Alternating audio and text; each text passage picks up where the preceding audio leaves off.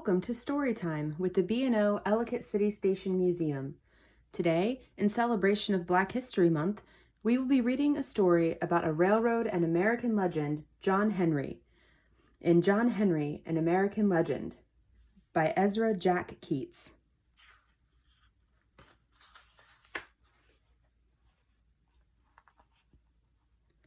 A hush settled over the hills.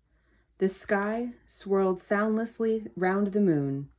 The river stopped murmuring. The wind stopped whispering. And the frogs and the owls and the crickets fell silent, all watching and waiting and listening. Then the river roared. The wind whispered and whistled and sang. The frogs croaked, the owls hooted, and all the crickets chirped. "Welcome! Welcome!" echoed through the hills.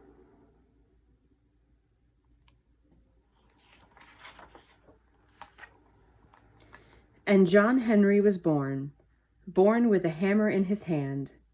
Bang, bang, bang, ran little John Henry's hammer throughout the cabin as he crawled about. "What's that rascal up to now?" his mother chuckled. And before she knew it, he was big enough to help her around the house.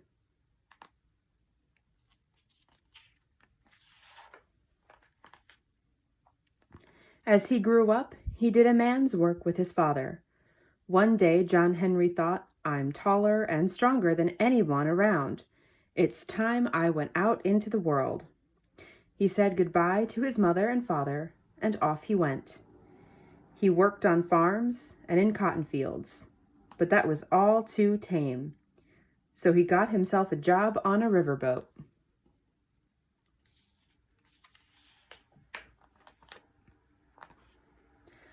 One stormy night, the ship plowed through the darkness.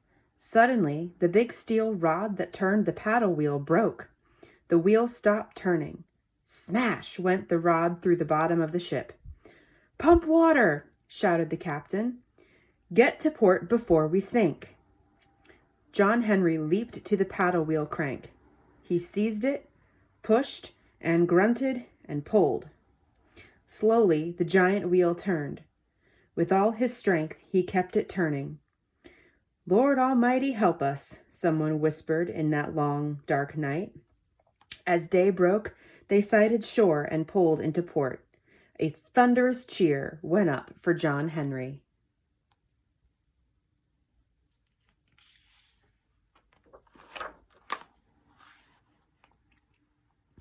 John Henry felt a new excitement in the air.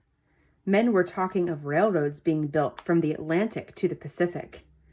They're going to lay those tracks over rivers, across prairies and deserts, and right through mountains, and through Indian lands and stampeding buffalo herds and badlands. "Goodbye, boys," cried John Henry. "I'm going to swing me a hammer on them beautiful new tracks." "My hands are just itching to hold a hammer again," John Henry said. He tried one for size and laughed. "It sure does feel fine." How he drove those spikes, singing to the clanging of his hammer. The men joined in, their voices singing, hammers ringing, and John Henry's gang was in the lead, as day after day the tracks moved steadily westward.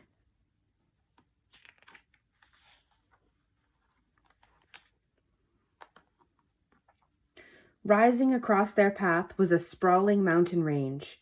Its snow-capped peaks reached high into the clouds. "We'll have to tunnel through," said his friend, Lil Bill. "It'll be awful dangerous. Could be cave-ins," someone put in. "That suits me fine," said John Henry. "Me too," added Lil Bill. "Here's how we'll do it, boys," the foreman called out. "A couple of men will drive a hole into the rock. Then the powder men will put dynamite into the hole and explode it. The others will cart the loose rock away. We'll do this again and again until we have a tunnel right through this mountain. And if it's gonna be a real big tunnel, boys, big enough for a giant locomotive pulling one of them long strings of trains. All right, boys, blast away."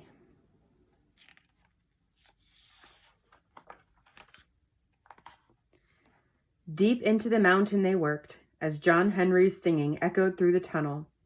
The powder men got ready to blast more rock.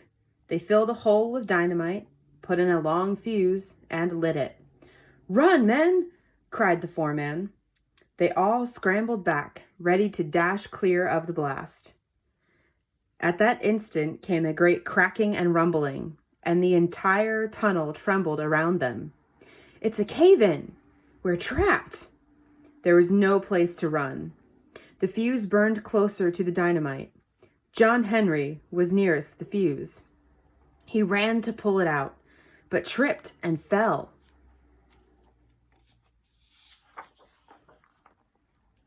"Oh, I'm hurt bad," he groaned. "I can't get up." The fuse burned farther out of reach. Others rushed toward it, but they were too far away. Suddenly, John Henry remembered he still had his hammer in his hand. Down came the hammer, smack on the burning tip. The fuse was out, danger past. Sighs of relief filled the smoky tunnel. "Whew! Help me up, boys," mumbled John Henry. Clearing their way through the cave-in, the men carried him to safety.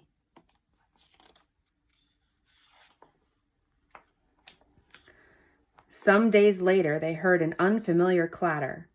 Down the tunnel came a group of men with a strange machine. "This is a steam drill. It can drill more holes faster than any 6 men combined," a new man bragged. "Who can beat that?" John Henry stepped forward. "Try me." He and Lil Bill took their workplaces. John Henry gripped his hammer. Lil Bill clutched his steel drill. "Check the machine," came an order. A nervous hand fell on the switch. In the dark, both sides waited for the signal to start. A hoarse voice counted. 1, 2, 3. The machine shrieked as it started. John Henry swung his hammer, and a crash of steel on steel split the air. Clang, bang, clang. The drill got red hot in Little Bill's hands. He quickly dropped it and picked up another. Hiss, whistle, rattle. Men frantically heaved coal into the hungry, roaring engine and poured water into the steaming boiler.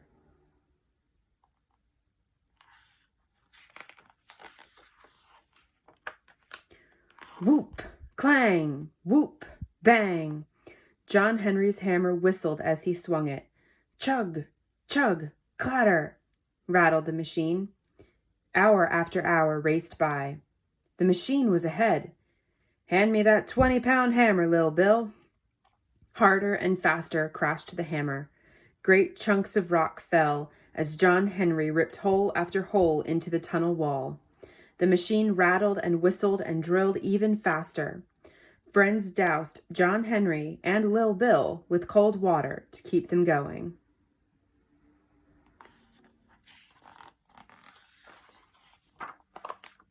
Then John Henry took a deep breath, picked up 2 sledgehammers, and sang, "Ain't no hammers strike such a fire, strike like lightning, Lord, and I won't tire. Hammers like this, Lord, there's never been. I'll keep swinging 'em, Lord, until we win."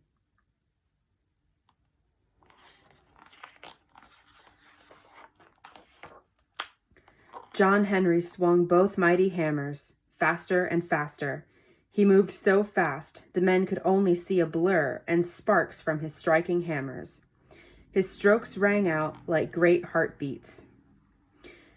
At the other side of the tunnel, the machine shrieked, groaned, and rattled and drilled. Then all at once it shook and shuddered, wheezed, and stopped. Frantically, the men worked to get it going again, but they couldn't. It had collapsed. John Henry's hammering still rang and echoed through the tunnel with a strong and steady beat.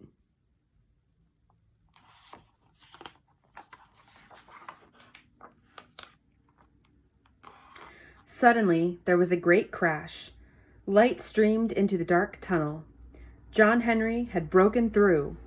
Wild cries of joy burst from the men. Still holding one of his hammers, John Henry stepped out into the glowing light of a dying day. It was the last step he ever took. Even the great heart of John Henry could not bear the strain of his last task. John Henry died with his hammer in his hand. If you listen to the locomotives roaring through the tunnels and across the land, you'll hear them singing of that great steel-driving man, John Henry. Listen. The end. We hope you enjoyed our story about the steel-driving man, John Henry. Thank you for joining us today, and we'll see you next time.